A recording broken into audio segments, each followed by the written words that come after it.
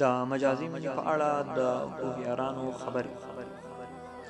څوک چې په دنیا کې له هلکانو او نجونو سره مینه کوي، الله جل جلاله به یې آخرت کې د جنت د حورو او غلمانو له مینې څخه محروم او بې برخې کړي.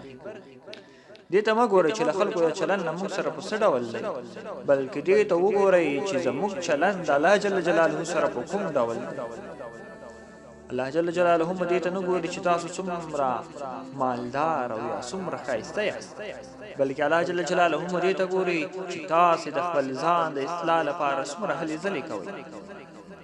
مینه کولی شي چې یو ستر شخصیت په دار وځړوي.